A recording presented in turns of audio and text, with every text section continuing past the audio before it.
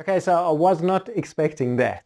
Put that post on Facebook, expecting guys to respond because I'm the Visible Folk Dad and this is a conversation about intentional fathering.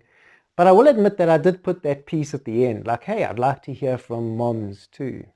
And so she responded and opens my mind to this idea like, dude, what if your girl is interested in girls?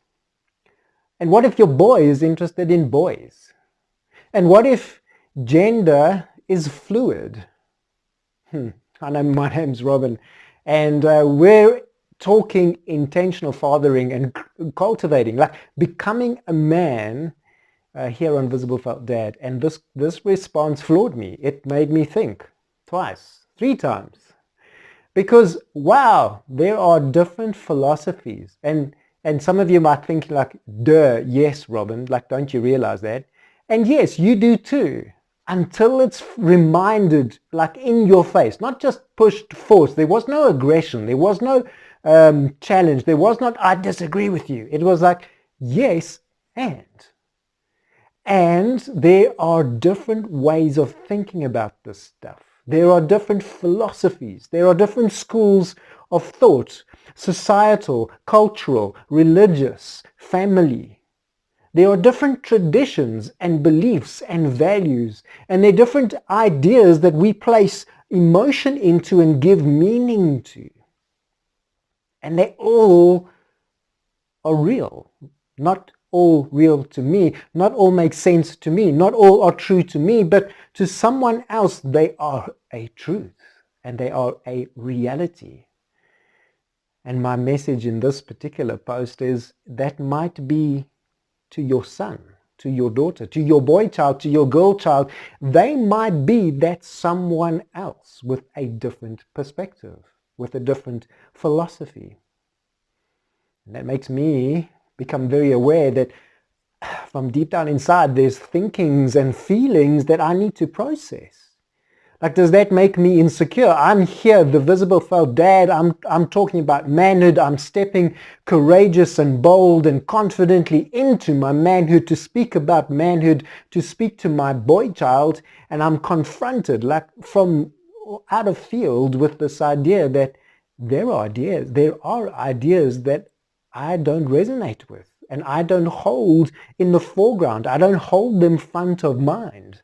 They're not something that I would choose to believe in or choose to hold on to. They're not a set of beliefs that I measure against. And that doesn't make them wrong. And if my son or my daughter chooses to open their mind and their heart to some of those thinkings, some of those seeing, some of those philosophies and practices, does that make my son or my daughter wrong? Does that mean I have this ledge of judgment to stand on and now we have this opportunity for conflict, or is there an opportunity to open up and to consider, to open my mind, to be mindful about this and go, let's have a conversation about this. Let's not choose to believe what is right or wrong, true or untrue on the outset. Let's learn to converse, to not monologue, like me just telling you, my boy, this is how it is, my girl, this is how it is. But let's debate, let's talk, let's learn how to ask questions, let's learn how to unpack ideas so that we can find meaning and understanding.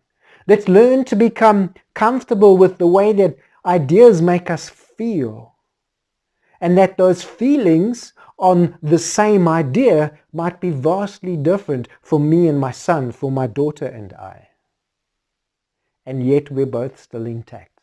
My boy is my boy and always will be. My daughter is my girl and always will be.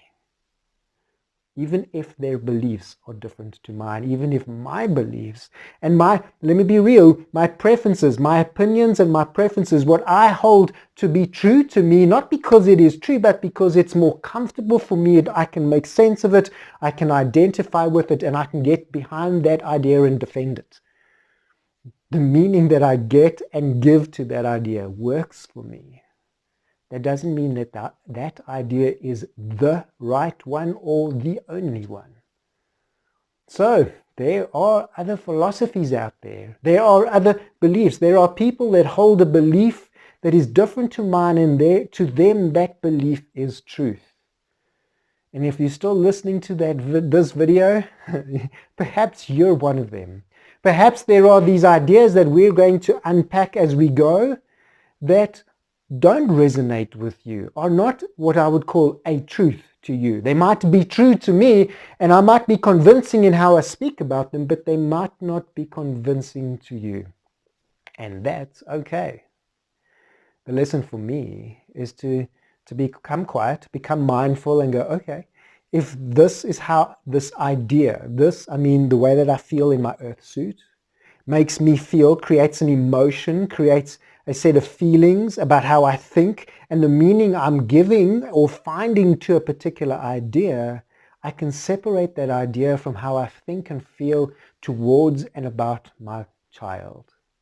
And if I can do that effectively and ecologically, if I can do that with ease, without judgment, without having to tolerate something, just mindful, at peace, with no hidden agenda, create a safe space for us to converse, to talk about, to dialogue about these things, then I can find meaning and understanding with my boy child.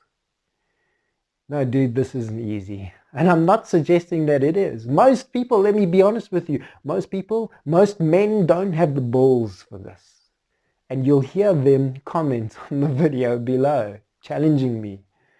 And most men will get into masculine macho state and say, we don't have to have these conversations, or no, just because you believe something different doesn't make you right, and actually my beliefs, and they won't say those words.